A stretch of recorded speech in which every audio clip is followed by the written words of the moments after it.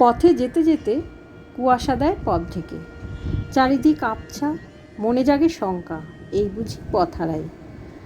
অব্যক্ত অনুভূতি নিয়ে সব বাধা দূর করে ম্যাগনোলিয়া সানসেট পয়েন্টের দিকে চলি এগিয়ে।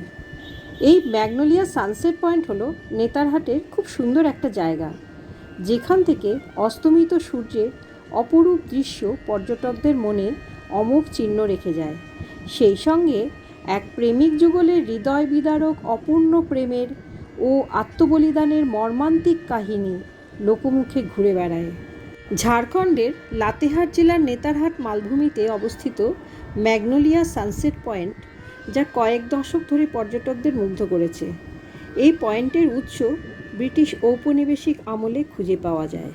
শহুরে কোলাহল থেকে দূরে এক শান্ত স্নিগ্ধ পাহাড়ি শহর, যা ঔপনিবেশিক অফিসারদের আকর্ষণ করেছিল। এই ম্যাগনোলিয়া সানসেট পয়েন্টের নামটি বিশেষত সুন্দর ম্যাগনোলিয়া গাছ থেকে হয়েছে। অন্যদিকে এই নামকরণের ব্যাপারে অন্য একটি করুণ কাহিনী প্রচলিত আছে।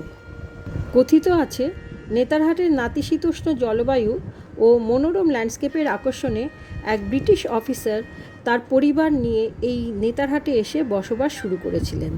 অফিসারের এক মেয়ে ছিল, যার নাম ছিল ম্যাগনোলিয়া।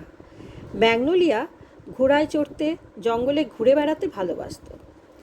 এই রকম জঙ্গলে ঘুরতে ঘুরতে একদিন এক সুমধুর সুর তাকে আকৃষ্ট করে। মনে মনে সে বলে ওঠে, কে আবার বাজায় বাঁশি এই ভাঙা কুঞ্জবনে? রাজকুমারী সেই ভেসে আসা সুরের পথ ধরে উৎসে পৌঁছে দেখেন সেখানে এক রাখাল বালক বাঁশি বাজাচ্ছে। এত সুন্দর বাঁশির সুর ম্যাগনোলিয়ার মন হরণ করেছিল। সেই রাখাল বালকের বাঁশির সুরের এমন জাদু ছিল যে ম্যাগনোলিয়া রোজ জঙ্গলে বাঁশি শুনতে আসতো। এইভাবে দুজনের সাক্ষাৎ দুজনকে কাছে নিয়ে এলো। তাদের মধ্যে গড়ে উঠল প্রেমের সম্পর্ক। আমরা দেখেছি স্বপ্নের রাজকুমার ঘোড়ায় চড়ে আসে, আর এখানে স্বপ্নের রাজকুমারী ঘোড়ায় চড়ে বংশীবাদক রাখাল ছেলের কাছে আসতো। পাথরে বসে রোজ রাখাল তার বাঁশিতে সুমধুর সুর তুলত, আর ম্যাগনোলিয়া বসে সুর শুনতে শুনতে দূরে সূর্যাস্তের অপূর্ব দৃশ্য উপলব্ধি করত। সূর্যাস্তের পর যে যার ঘরে ফিরে যেত। তার বাঁশির সুর ভেঙে দিয়েছে দেশ, কাল, সমাজ, অর্থ, উচ্চ নীচ, গাত্রবর্ণ, শিক্ষার বেড়া। ভাগ্যের কি নিষ্ঠুর পরিহাস! তাদের প্রেমের কথা চারিদিকে ছড়িয়ে পড়ল, এমনকি ম্যাগনোলিয়ার বাবার কানেও সে খবর পৌঁছে গেল। রাখাল ছেলের সাথে তার মেয়ের অসম প্রেম মেনে নিতে পারেনি উচ্চপদস্থ ব্রিটিশ বাবা। বাস্তবেও এই অসম প্রেম হয়তো কোনো বাবাই মেনে নিতে পারবেন না। তারপর যা হবার তাই হলো। বাবা মেয়েকে গৃহবন্দী করে রাখলেন। কয়েকদিন পর থেকে সেই যুবকটির সন্ধান পাওয়া যায় না।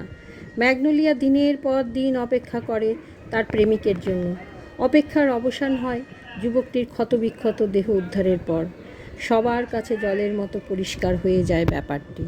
এদিকে ম্যাগনোলিয়া জানতে পেরে রাগে, ক্ষোভে, দুঃখে প্রবল বেগে ঘোড়া ছুটিয়ে এসে ঘোড়াসহ খাদে ঝাঁপিয়ে পড়ে প্রাণত্যাগ করে।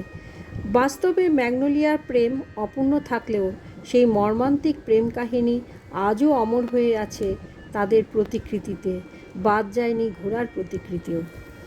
সেই থেকে এই পয়েন্টের নাম হয় ম্যাগনোলিয়া, কারণ বিরহে যন্ত্রণাকাতর ব্রিটিশ তরুণীর নাম ছিল ম্যাগনোলিয়া।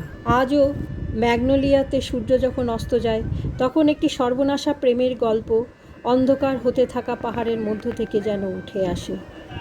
অমর থাক ওদের প্রেম।